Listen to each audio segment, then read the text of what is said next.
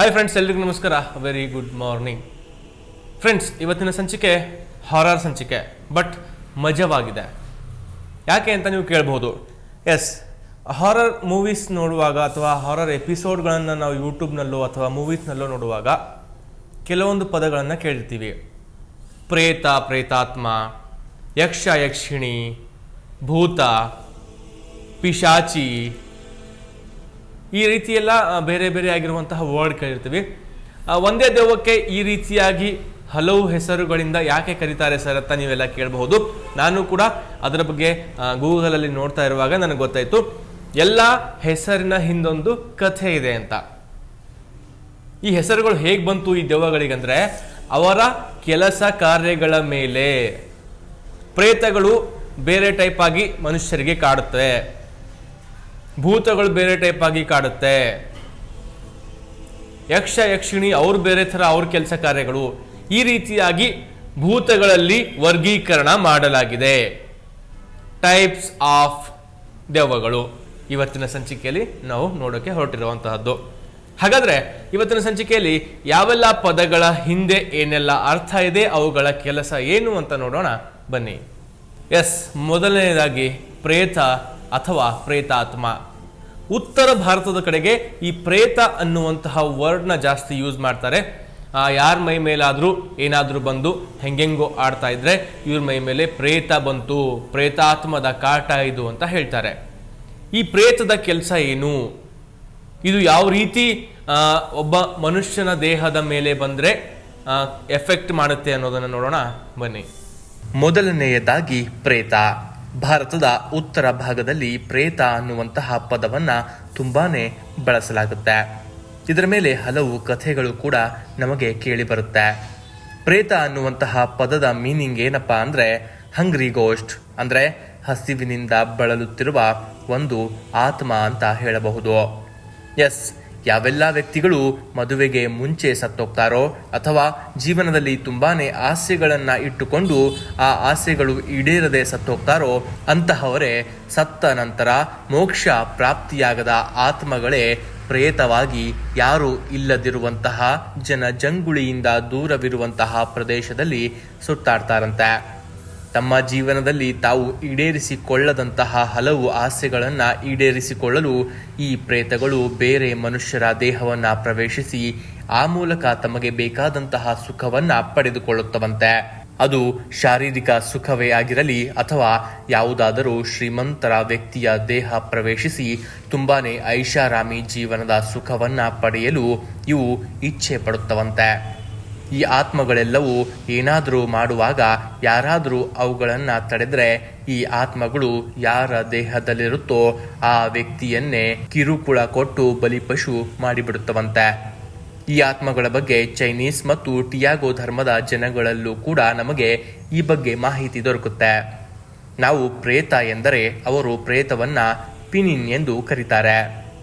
Chinese ಪುಸ್ತಕಗಳಲ್ಲಿ ನೀವೇನಾದರೂ ಈ ಪ್ರೇತಗಳನ್ನು ನೋಡಿದರೆ ತುಂಬಾನೇ ಕುರೂಪವಾಗಿರುವಂತಹ ಮತ್ತು ನೋಡಲು ಭಯಾನಕವಾಗಿರುವಂತಹ ರೂಪದಲ್ಲಿ ಇವುಗಳನ್ನು ತೋರಿಸಲಾಗುತ್ತೆ. ಇವು ತಮ್ಮ ಭಯಾನಕವಾದಂತಹ ರೂಪವನ್ನ ಜನಗಳಿಗೆ ತೋರಿಸಿ ಅವರನ್ನ ಸಾಯಿಸಿ ಆ ದೇಹಗಳಿಗೆ ಪ್ರವೇಶಿಸುತ್ತವೆ ಎಂದು ಅವರು ನಂಬ್ತಾರೆ. ಪಿಶಾಚಿ ಒಂದೊಂದ್ಸಲ ಯಾರಾದರೂ ಹೇಳ್ತಿರ್ತಾರೆ, ಯಾರಿಗಾದ್ರೂ ನೋಡಿ ಬಂತು ನೋಡು ಪಿಶಾಚಿ ಅಂತ ಹೇಳ್ತಿರ್ತಾರೆ. ಪಿಶಾಚಿ ಅಂದರೆ ತಿರುಗಾಡೋ ಮನುಷ್ಯರಲ್ಲ, ಅದು ಒಂದು ತರಹದ ಆತ್ಮ. ಹಾಗಾದ್ರೆ ಪ್ರೇತದ ಬಗ್ಗೆ ನಾವು ತಿಳ್ಕೊಂಡ್ವಿ. ಈ ಪಿಶಾಚಿಯ ಕೆಲಸ ಕಾರ್ಯಗಳೇನು, ಇದರ ಗುಣಲಕ್ಷಣಗಳೇನು ಅನ್ನೋದನ್ನ ನೋಡೋಣ ಬನ್ನಿ. ಪಿಶಾಚಿ. ನಮ್ಮ ಮೈಥಾಲಜಿಯ ಅನುಸಾರ ಪಿಶಾಚ ಯೋನಿಯು ಅತ್ಯಂತ ಪುರಾತನ ಯೋನಿಗಳಲ್ಲಿ ಒಂದಾಗಿದೆ. ಮಾನ್ಯತೆಯ ಪ್ರಕಾರ ಪಿಶಾಚಿಗಳನ್ನ ಸ್ವಯಂ ಬ್ರಹ್ಮದೇವರೇ ಜನ್ಮ ನೀಡಿದ್ದರೆಂದು ಹೇಳಲಾಗುತ್ತೆ. ಇನ್ನು ಕೆಲವು ಧರ್ಮಗಳ ರಚನೆಗಳ ಪ್ರಕಾರ ಪಿಶಾಚಿಗಳು ಕಶ್ಯಪ ಋಷಿ ಮತ್ತು ದಕ್ಷ ಪ್ರಜಾಪತಿಯ ಮಗಳು ಕ್ರೋಧವಶಾಳ ಮಕ್ಕಳು ಎಂದು ಹೇಳಲಾಗುತ್ತೆ. ಪಿಶಾಚಿಗಳ ಉಲ್ಲೇಖ ಹಲವು ಬೌದ್ಧ ಧರ್ಮಗಳ ಬುಕ್ಕುಗಳಲ್ಲೂ ಕೂಡ ನಮಗೆ ನೋಡಲು ಸಿಗುತ್ತೆ. ಪಿಶಾಚಿಗಳು ಯಾವ ರೀತಿಯ ಪ್ಯಾರಾನಾರ್ಮಲ್ ಆಂಟಿಟಿಗಳಂದ್ರೆ, ಇವರು ತಮ್ಮ ಜೀವನ್ಮಾನದಲ್ಲಿ ತುಂಬಾನೇ ಕೆಟ್ಟ ಕರ್ಮಗಳನ್ನ ಮಾಡಿದವರಾಗಿರ್ತಾರೆ. ಭಾರತದಲ್ಲಿ ಕೆಲವರು ಹೇಳುವ ಪ್ರಕಾರ ಕೆಟ್ಟ ಕರ್ಮಗಳನ್ನ ಮಾಡಿದವರು ಸತ್ತ ಬಳಿಕ ಪಿಶಾಚಿ ಯೋನಿಗೆ ಹೋಗ್ತಾರೆ ಅಂತ ಹೇಳಿದ್ರೆ, ಇನ್ನು ಕೆಲವರು ತುಂಬಾ ಪುರಾತನ ಕಾಲದಲ್ಲೇ ಪಿಶಾಚಿ ಯೋನಿ ಜನ್ಮ ತಾಳಿತ್ತು ಎಂದು ಹೇಳ್ತಾರೆ. ಅವು ಇಂದಿಗೂ ಕೂಡ ನಮ್ಮ ಭೂಮಿಯ ಮೇಲೆ ಸುತ್ತಾಡುತ್ತಿವೆಯಂತೆ. ಇವು ಹಸಿ ಮಾಂಸವನ್ನ ತಿನ್ನುವಂತಹ ಅತ್ಯಂತ ಭಯಾನಕವಾದಂತಹ ರೂಪವನ್ನ ಹೊಂದಿರುತ್ತವಂತೆ. ಇವುಗಳ ಅಸಲಿ ರೂಪದಲ್ಲಿ ಇವುಗಳಿಗೆ ಯಾರಾದರೂ ನೋಡಿದ್ರೆ ಇವು ಅವರನ್ನ ಸಾಯಿಸಿ ಬಿಡುತ್ತವಂತೆ. ಬೇರೆ ಪ್ಯಾರಾನಾರ್ಮಲ್ ಆಂಟಿಟಿಗಳ ಹಾಗೆ ಈ ಪಿಶಾಚಿಗಳು ಜನರಿಗೆ ಭಯಪಡಿಸುವಂತಹ ಕೆಲಸವನ್ನ ಮಾಡುವುದಿಲ್ವಂತೆ. ಇವು ಜನಗಳಿಗೆ ಕಷ್ಟವನ್ನ ಕೊಟ್ಟು ಆ ಕಷ್ಟದಲ್ಲಿ ನರಳುವಂತಹ ವ್ಯಕ್ತಿಯನ್ನ ನೋಡಿ ಸಂತೋಷ ಪಡುತ್ತವಂತೆ. ಜೀವನದಲ್ಲಿ ದುಃಖ ಮತ್ತು ಸಂಕಷ್ಟದಲ್ಲಿ ಬಿದ್ದು ನರಳುವಂತಹ ವ್ಯಕ್ತಿಗಳನ್ನ ಇವು ಟಾರ್ಗೆಟ್ ಮಾಡುತ್ತವಂತೆ. ಈ ಪಿಶಾಚಿಗಳು ಪರಿವಾರದಲ್ಲಿ ಇರುವಂತಹ ಅತ್ಯಂತ ದುರ್ಬಲ ಮನಸ್ಸಿನ ವ್ಯಕ್ತಿಗಳಿಗೆ ಟಾರ್ಗೆಟ್ ಮಾಡ್ತಾವಂತೆ ಮತ್ತು ಆ ವ್ಯಕ್ತಿಗಳ ಬುದ್ಧಿಯನ್ನ ಇವು ಆಕ್ರಮಿಸಿಕೊಳ್ಳುತ್ತವಂತೆ. ಇದಾದ ನಂತರ ಈ ಪಿಶಾಚಿಗಳು ಏನು ಮಾಡಲು ಇಷ್ಟಪಡುತ್ತವೋ ಆ ವ್ಯಕ್ತಿಯು ಕೂಡ ಅದನ್ನೇ ಮಾಡುತ್ತಾ ಸಾಗುತ್ತಾನಂತೆ. ಕಾಲ ಕಳೆದಂತೆ ಈ ಪಿಶಾಚಿಗಳು ಆ ವ್ಯಕ್ತಿಯ ಜೀವನವನ್ನ ಹಾಳು ಮಾಡಿ ಆತನು ಸಾಯುವ ಮಟ್ಟಿಗೆ ಆತನನ್ನ ತಂದು ಬಿಡುತ್ತವಂತೆ. ಛಲಾವ ಅಥವಾ ರಾಕ್ಷಸರು.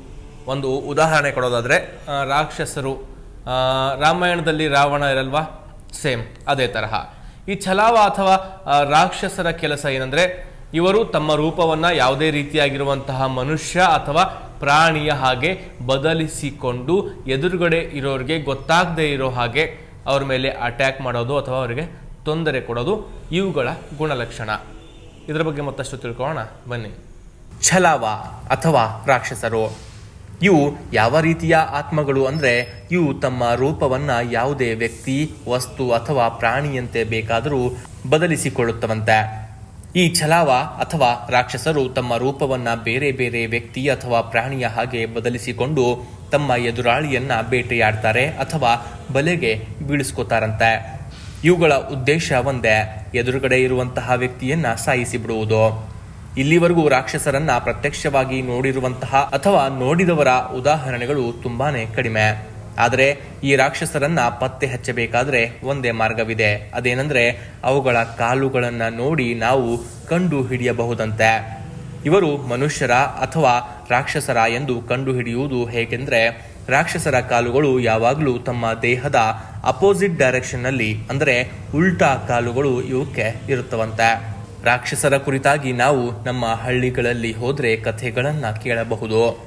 ಅವರು ಹೇಳುವ ಪ್ರಕಾರ ಅಂದ್ರೆ ಜನಗಳು ಮಾತನಾಡುವ ಪ್ರಕಾರ, ಯಾವುದಾದರೂ ಒಂದು ಮನೆಯನ್ನ ನಾವು ಖಾಲಿ ಬಿಟ್ಟರೆ, ಅದನ್ನ ಬಳಕೆ ಮಾಡದೆ ಹಾಗೆಯೇ ಇಟ್ಟರೆ ಅಂತಹ ಮನೆಗಳಲ್ಲಿ ಇಂತಹ ರಾಕ್ಷಸ ಆತ್ಮಗಳು, ರಾಕ್ಷಸರು ಬಂದು ಸೇರುತ್ತಾರೆ ಎಂದು ನಂಬಲಾಗುತ್ತೆ. ಇದು ಕೇವಲ ಇಂತಹದ್ದೇ ಸ್ಥಳದಲ್ಲಿ ಇರುತ್ತೆ ಎಂದು ಹೇಳಲಾಗಲ್ವಂತೆ. ಇದು ರಾತ್ರಿ ಹೊತ್ತಲ್ಲಿ ಯಾರು ಇಲ್ಲದಂತಹ ಸ್ಥಳಗಳಲ್ಲೂ ಕೂಡ ಇವುಗಳು ಸುತ್ತಾಡುತ್ತವಂತೆ ಮತ್ತು ತಿಂಗಳ ಕೆಲವು ದಿನಗಳಲ್ಲಿ ಮಾತ್ರ ಇವುಗಳ ಶಕ್ತಿ ಅತ್ಯಂತ ಹೆಚ್ಚಾಗಿರುತ್ತಂತೆ. ಅಂತಹ ವಿಶೇಷ ರಾತ್ರಿಗಳಲ್ಲಿ ನಾವ್ಯಾರಾದರೂ ಅವುಗಳ ಕೈಗೆ ಸಿಕ್ಕರೆ ಅವುಗಳಿಂದ ಬಚಾವಾಗೋದು ಸಾಧ್ಯವೇ ಇಲ್ವಂತೆ.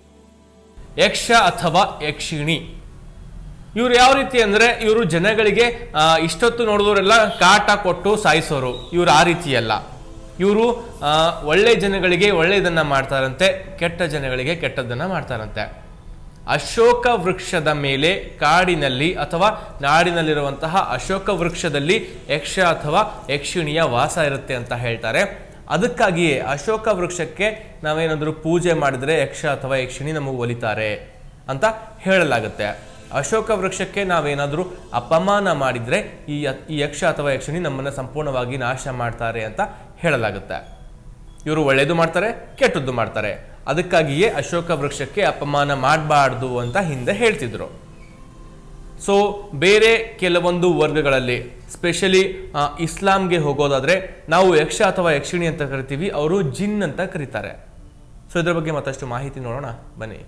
ಯಕ್ಷ ಅಥವಾ ಯಕ್ಷಿಣಿ ಇವರು ಯಾವ ರೀತಿಯ ಅಲೌಕಿಕ ಜೀವಿಗಳಂದ್ರೆ, ಇವರು ದೇವತೆಯೂ ಅಲ್ಲ, ಅಸುರರು ಅಲ್ಲ, ಅಪ್ಸರೆಯೂ ಅಲ್ಲ. ಆದರೆ ಯಕ್ಷಿಣಿ ಅಥವಾ ಯಕ್ಷರ ವರ್ಣನೆ ಭಾರತದ ಹಲವು ಪೌರಾಣಿಕ ಕಥೆಗಳಲ್ಲಿ ನಮಗೆ ದೊರಕುತ್ತವೆ.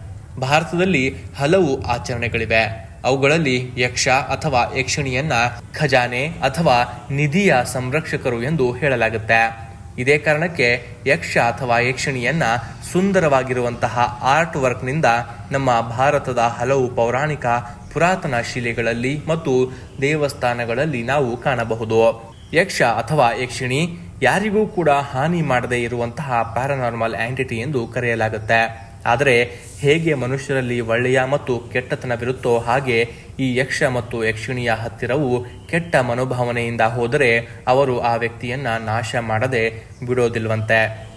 ನಾವು ಸಿನಿಮಾಗಳಲ್ಲಿ ನೋಡುವ ಹಾಗೆ ಈ ಯಕ್ಷ ಮತ್ತು ಯಕ್ಷಿಣಿ ತಮ್ಮ ಸ್ಥಳದಲ್ಲಿಯೇ ಇದ್ದು ಯಾವ ಕೆಲಸವನ್ನ ಕೂಡ ಹೇಗೆ ಬೇಕಾದರೂ ಇವರು ಕೂತಲ್ಲೇ ಮಾಡಬಹುದಾದಂತಹ ಶಕ್ತಿ ಹೊಂದಿರ್ತಾರಂತೆ. ಯಕ್ಷಿಣಿ ಅಥವಾ ಯಕ್ಷ ಇವರು ದಟ್ಟವಾದ ಕಾಡಿನಲ್ಲಿ ಇರ್ತಾರಂತೆ ಮತ್ತು ಅವರು ಅವರ ರೂಪವನ್ನ ತುಂಬಾನೇ ಸುಂದರವಾಗಿರುವಂತಹ ವ್ಯಕ್ತಿ ಅಥವಾ ಮಹಿಳೆಯಂತೆ ತೋರಿಸಿಕೊಳ್ತಾರಂತೆ. ತಮ್ಮ ಬಲಿಗಳನ್ನ ಇವರು ಇವರ ಸೌಂದರ್ಯತೆಯನ್ನ ತೋರಿಸಿ ಬಲಿಪಶು ಮಾಡ್ತಾರಂತೆ. ನಂಬಿಕೆಗಳ ಪ್ರಕಾರ ಯಕ್ಷಿಣಿ ಅಥವಾ ಯಕ್ಷರು ಹೆಚ್ಚು ಅಶೋಕ ವೃಕ್ಷದ ಮೇಲೆ ವಾಸಿಸ್ತಾರಂತೆ. ಹೌದು, ಅಶೋಕ ವೃಕ್ಷಕ್ಕೆ ಪೂಜೆ ಮಾಡಿ ನೀವೇನಾದರೂ ಯಕ್ಷ ಅಥವಾ ಯಕ್ಷಿಣಿಯನ್ನ ಒಲಿಸಿಕೊಂಡರೆ ನಿಮಗೆ ಅಪಾರವಾದಂತಹ ಸಂಪತ್ತು, ಸೌಂದರ್ಯ ಮತ್ತು ಬೇಡಿದ ವರ ಈ ಯಕ್ಷ ಮತ್ತು ಯಕ್ಷಿಣಿ ಕೊಡ್ತಾರಂತೆ. ಅದೇ ವೃಕ್ಷಕ್ಕೆ ನೀವೇನಾದರೂ ಅಪಮಾನ ಮಾಡಿದ್ರೆ ಅವರ ಮೇಲೆ ಇವರೇನಾದರೂ ಕೋಪಗೊಂಡರೆ ಅವರ ಸರ್ವನಾಶವೂ ಕೂಡ ಇವರು ಮಾಡ್ತಾರಂತೆ. ಮುಸ್ಲಿಂ ಗ್ರಂಥಗಳಲ್ಲೂ ಕೂಡ ಯಕ್ಷ ಅಥವಾ ಯಕ್ಷಿಣಿಯನ್ನ ಜಿನ್ ಎಂದು ಕರೆಯಲಾಗುತ್ತೆ. ಲಾಸ್ಟ್, ಹಿಂದಿ ವರ್ಡಲ್ಲಿ ನಾವೆಲ್ಲ ಕರಿತೀವಿ ಚುಡೈಲ್ ಅಂತ. ಕನ್ನಡದಲ್ಲಿ ಹೇಳೋದಾದ್ರೆ ಮಾಟಗಾತಿ. ಇವರ ಕೆಲಸ ಏನಂದ್ರೆ ಇವರು ಕೂಡ ರಾಕ್ಷಸರ ಹಾಗೆ ತಮ್ಮ ರೂಪವನ್ನ ಬದಲಿಸಿಕೊಳ್ಳಬಲ್ಲರು. ಜೊತೆಗೆ ಇವರು ಹೆಚ್ಚಾಗಿ ಮಕ್ಕಳ ಮೇಲೆ ಮತ್ತು ಗರ್ಭಿಣಿ ಮಹಿಳೆಯರ ಮೇಲೆ ಅಟ್ಯಾಕ್ ಮಾಡ್ತಾರಂತೆ, ಅವ್ರಿಗೆ ತುಂಬಾ ಕಾಡ್ತಾರೆ ಅಂತ ಹೇಳಲಾಗುತ್ತೆ. ಇವ್ರ ಬಗ್ಗೆ ಮತ್ತಷ್ಟು ಮಾಹಿತಿ ನೋಡೋಣ ಬನ್ನಿ. ಚುಡೈಲ್ ಅಥವಾ ಮಾಟಗಾತಿ. ಈ ಚುಡೈಲ್ ಅಥವಾ ಮಾಟಗಾತಿ ಯಾರಾಗಿರ್ತಾರೆ ಅಂದ್ರೆ ಅವರ ಜೀವನ ಕಾಲದಲ್ಲಿ ಅವರನ್ನ ತುಂಬಾನೇ ಕಷ್ಟ, ನರಕ ಯಾತನೆಯನ್ನ ಕೊಟ್ಟು ಯಾರನ್ನ ಸಾಯಿಸಲಾಗಿರುತ್ತೋ ಅವರೆಲ್ಲ ಈ ರೀತಿಯ ಮಾಟಗಾತಿ ಅಥವಾ ಚುಡೈಲ್ ಆಗ್ತಾರಂತೆ. ಅವರು ಸತ್ತ ನಂತರ ಅವರ ಆತ್ಮ ಒಂದು ದುಷ್ಟ ಆತ್ಮವಾಗಿ ಪರಿವರ್ತನೆ ಹೊಂದುತ್ತೆ. ರಾಕ್ಷಸರಂತೆ ಈ ಮಾಟಗಾತಿಯು ಕೂಡ ತನ್ನ ರೂಪವನ್ನ ಯಾವ ರೀತಿ ಬೇಕೋ ಆ ರೀತಿ ಬದಲಿಸಿಕೊಳ್ಳುವ ಶಕ್ತಿಯನ್ನ ಹೊಂದಿರುತ್ತವಂತೆ. ಆದರೆ ಈ ಚುಡೈಲ್ಗಳ ನಿಜ ರೂಪ ತುಂಬಾನೇ ಭಯಾನಕವಾಗಿರುತ್ತೆ. ಅದೆಷ್ಟು ಅಂದ್ರೆ ಇವುಗಳನ್ನ ಪ್ರತ್ಯಕ್ಷವಾಗಿ ಕಂಡ ವ್ಯಕ್ತಿ ತನ್ನ ಮಾನಸಿಕ ಸಂತುಲನವನ್ನೇ ಕಳೆದುಕೊಳ್ತಾರಂತೆ ಅಥವಾ ಕೇವಲ ಭಯದಿಂದ ಅವರ ಸಾವು ಕೂಡ ಆಗುತ್ತಂತೆ. ಚುಡೈಲ್ ಅಥವಾ ಡಯನ್ ಈ ಎರಡೂ ಶಬ್ದವೂ ಕೂಡ ಒಂದೇ ರೀತಿಯ ದುಷ್ಟ ಆತ್ಮಕ್ಕೆ ಸಂಬಂಧಪಟ್ಟರೂ ಇವೆರಡರ ಮಧ್ಯೆ ಇರುವಂತಹ ವ್ಯತ್ಯಾಸವೇನಪ್ಪ ಅಂದ್ರೆ ಡಯನ್ ಅಂದ್ರೆ ರಾಕ್ಷಸರು ಒಬ್ಬ ಜಾದೂಗಾರರಾಗಿದ್ದು ಅವರು ಯಾವ ರೀತಿಯ ತಂತ್ರಗಳನ್ನ ಜಾದೂಗಳನ್ನ ಬೇಕಾದರೂ ಮಾಡುವಲ್ಲಿ ಸಕ್ಷಮರಾಗಿರ್ತಾರೆ. ಮತ್ತು ಈ ಚುಡೈಲ್ಗಳು ಯಾರು ಇಲ್ಲದಂತಹ ಸ್ಥಳದಲ್ಲಿ ಇರಲು ಇಷ್ಟಪಡುತ್ತವೆ ಮತ್ತು ಹೆಚ್ಚು ಇವುಗಳು ಗರ್ಭವತಿ ಮಹಿಳೆಯರು ಮತ್ತು ಮಕ್ಕಳ ಮೇಲೇನೆ ಹೆಚ್ಚು ಎಫೆಕ್ಟ್ ಟಾರ್ಗೆಟ್ ಮಾಡುತ್ತವಂತೆ. ಸೊ ನೋಡಿದ್ರಲ್ಲ ಫ್ರೆಂಡ್ಸ್, ಇವತ್ತಿನ ಈ ಸಂಚಿಕೆಯಲ್ಲಿ ಟೈಪ್ಸ್ ಆಫ್ ದೆವ್ವಗಳು, ದೆವ್ವಗಳ ವಿಧಗಳು, ಆ ವಿಧಗಳಲ್ಲಿ ಆಯಾ ದೆವ್ವಗಳು ಏನೆಲ್ಲ ಕೆಲಸ ಮಾಡುತ್ತೆ, ಯಾಕೆ ಆ ಹೆಸರಿನಿಂದ ಅವು ಕರೆಸಿಕೊಳ್ಳುತ್ತೆ ಅನ್ನೋದನ್ನ ಇವತ್ತಿನ ಸಂಚಿಕೆಯಲ್ಲಿ ನಾವು ನೋಡಿದ್ವಿ. ಇದೆಲ್ಲ ಸತ್ಯ ಘಟನೆ, ಇದೆಲ್ಲ ನಿಜ ಅಂತ ನಾನಂತೂ ಹೇಳ್ತಾ ಇಲ್ಲ. ಜಸ್ಟ್ ನಾನು ಸರ್ಚ್ ಮಾಡುವಾಗ ನನಗೆ ಇದರ ಬಗ್ಗೆ ಮಾಹಿತಿ ಸಿಕ್ತು, ಅದನ್ನು ನಾನು ನಿಮಗೆ ತೋರಿಸಬೇಕು ಎನ್ನುವಂತಹ ಒಂದೇ ಒಂದು ಉದ್ದೇಶದಿಂದ ತೋರಿಸಿದೆ. ಇದರಿಂದ ನೀವು ಏನಾದರೂ ಕಲಿಬೇಕು ಅನ್ನೋದಕ್ಕಿಂತ ಹೆಚ್ಚಾಗಿ ಇದರಿಂದ ಈ ಎಪಿಸೋಡಿಂದ ನಿಮಗೊಂದು ಮನರಂಜನೆ ಸಿಕ್ತು ಅಂತ ತಿಳ್ಕೊಳ್ತಾ ಈ ಸಂಚಿಕೆ ನಾನು ಇಲ್ಲಿಗೆ ಮುಕ್ತಾಯಗೊಳಿಸ್ತಾ ಇದ್ದೀನಿ. ಮುಂದಿನ ಸಂಚಿಕೆಯಲ್ಲಿ ಮತ್ತೊಂದು ಹೊಸ ವಿಷಯದೊಂದಿಗೆ ಮತ್ತೆ ಭೇಟಿಯಾಗೋಣ. ನಮಸ್ಕಾರ.